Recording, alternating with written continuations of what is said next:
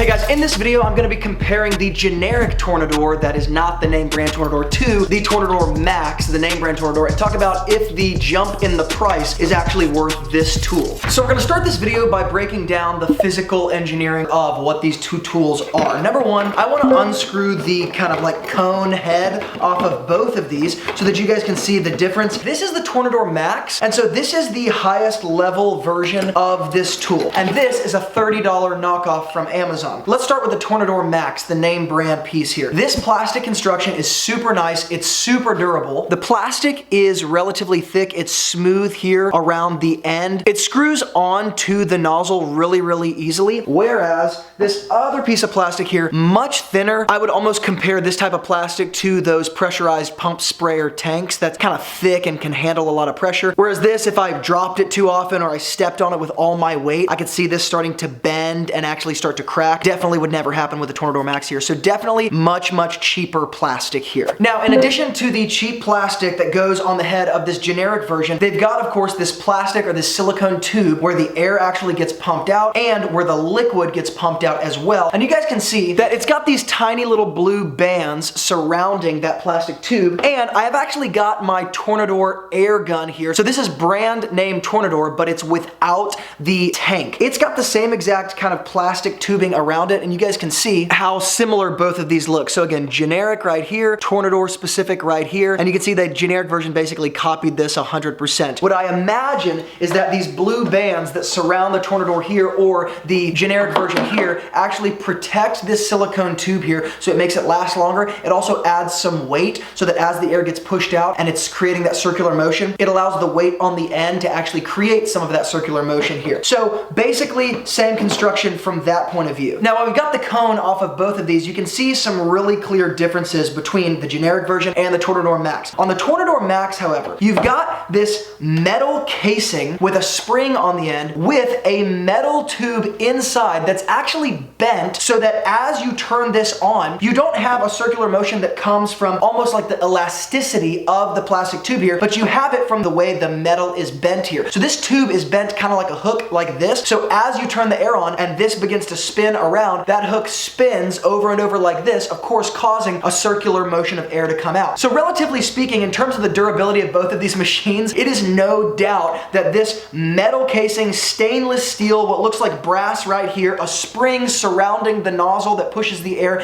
and the liquid out, all of it being metal, this is gonna last a really long time no matter how hard I am on it. This, on the other hand, up for grabs, right? Now, as I screw the Tornador Max cone back on here, I just want you guys to notice how easy this is in terms of the way it fits together. The only reason I'm highlighting this is because when I take this cheap plastic that's clearly, again, the knockoff, and I screw it back onto its little metal insert here, it's much more difficult to line up correctly, and it looks as if it doesn't even line up correctly because as I screw it on, the teeth of the screw here actually begin to shave off some of the plastic pieces. I've literally got plastic shavings on my hand as I'm doing this. So I assume that if I took this off and put it back on 10 or 12 times, it would actually get to the point where it wouldn't screw on correctly because it's starting to strip that inner plastic on this piece here, but nonetheless, I've got it screwed back on. Now, the other big difference here with the Tornador Max and the generic brand is, of course, with the reservoir itself, where I've got a little bit of water in this one. You've got this silicone casing around the bottom half, which is going to not only protect the plastic reservoir here, but it also makes it a little bit easier to knock around on a car, because if I'm hitting this silicone against a door or I potentially rub it against some paint, it's not the same thing as rubbing hard, durable plastic against it.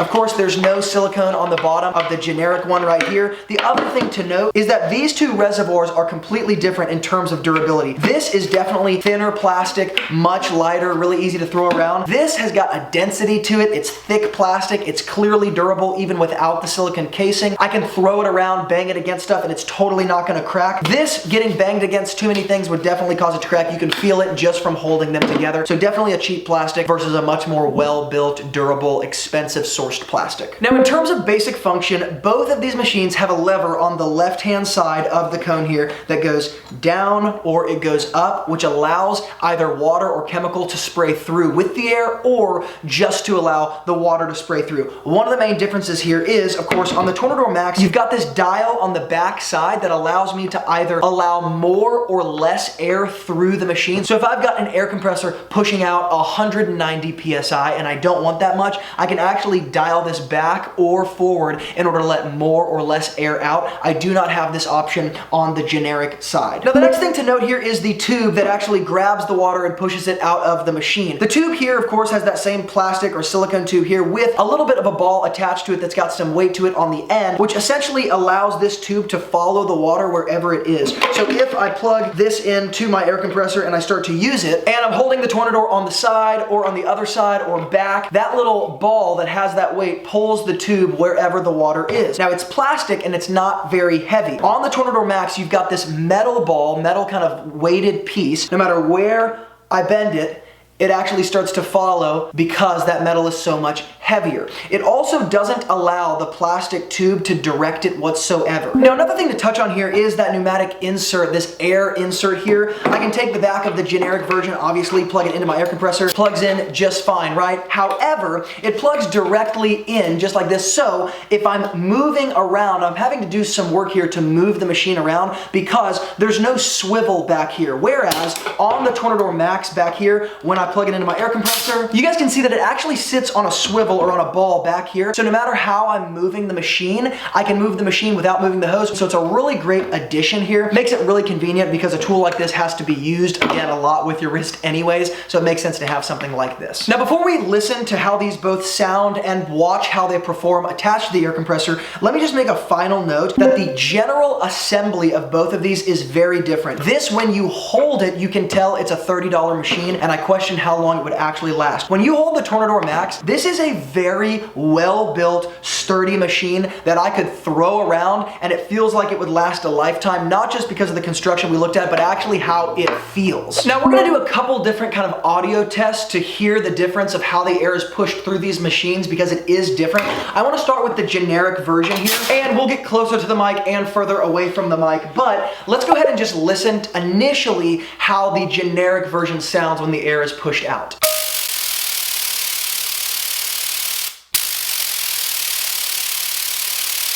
Now before I comment on what that sounds like, let's go ahead and listen to the Tornador Max side by side.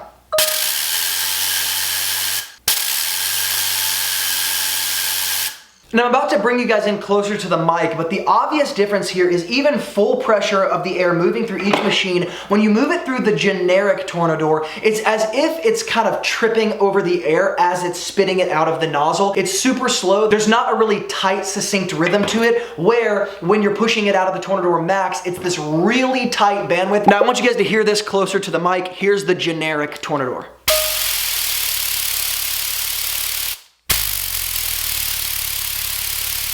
And here's what that sounds like next to the actual Tornador Max.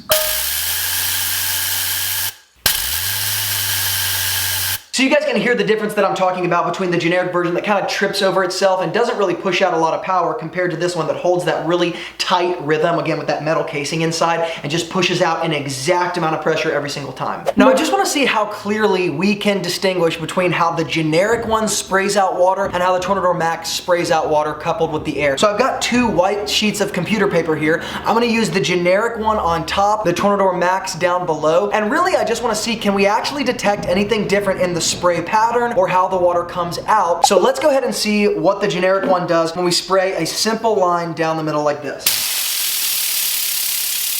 Then I'll take the Tornador Max. I'm going to do the same exact thing.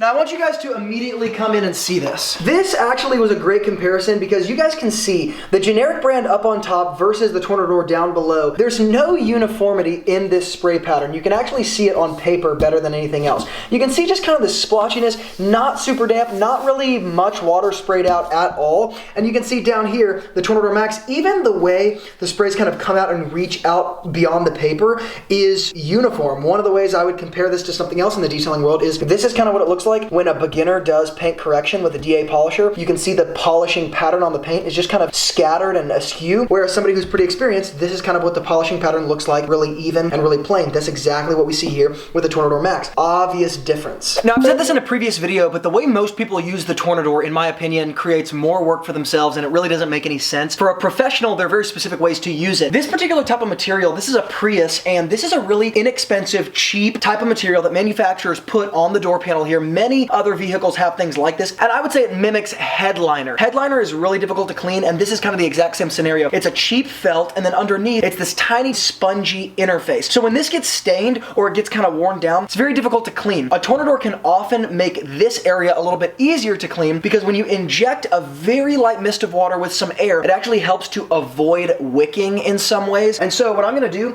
is take my Express interior cleaner. I'm just gonna spray it all over this area, just like that. I'm not gonna soak it too much. I'll get a little bit of the overspray. I can let that sit and dwell for just a second if I want to. I can maybe agitate it with a detailing brush or my towel, but for the sake of the video, what I wanna do is take my generic Tornador here, and I wanna clean like I normally would here and show you guys what this looks like. I'm gonna go over this very simply with a little bit of water, agitate with my towel as I go, then I'm gonna flip to a dry side and dry it as quickly as possible here.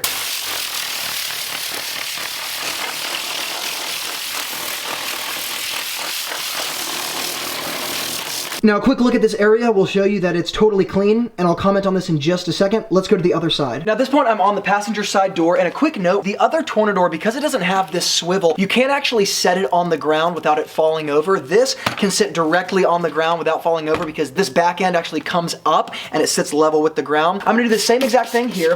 The thing that I want you guys to notice here, the biggest difference between both of these scenarios is the way the water and the air is applied to the surface I am working on. I'm gonna do the same exact thing, go to my wet side here, scrub this side as the water's coming out. I just want you guys to notice what you're hearing and, if you can, what you're seeing.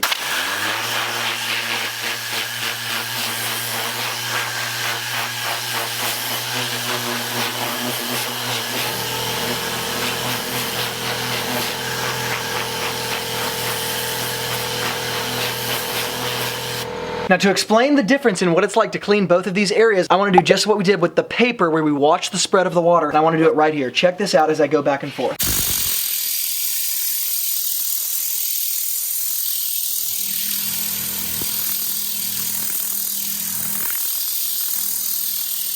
Now I want you guys to listen and watch what the Tornador Max looks like.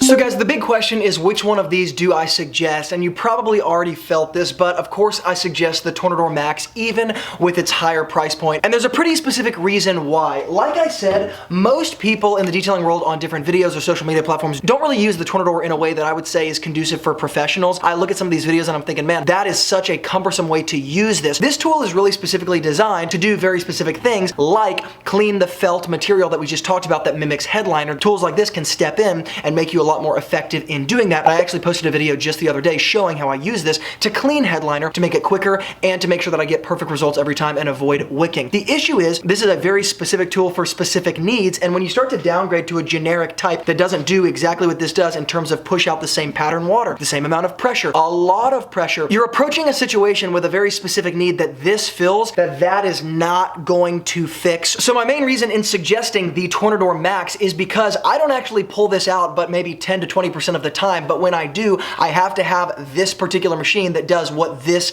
does. I can't have it lack for pressure and lack for consistency in its ability to push out water when I'm dealing with the specific situations that this really is designed for. Now drop a comment below this video before you bounce off and tell me how you use the Tornador in your detailing world most, because it'll help out this community see more and more ways of how to use this tool effectively, and be on the lookout for more videos that I'm putting into a Tornador playlist to show you how to use a Tornador for professionals so you don't use this and waste your time making more work for yourself. If you guys want to check out that tool, it will be in the YouTube description box below, as well as the rest of the product tools that I used in this video. As always, hit the like button if this content was valuable to you so that I know and I can make more videos like this for detailing specific tools. And as always, from Luke here at Wilson Auto Detailing, keep working hard, and I'll see you guys in the next video.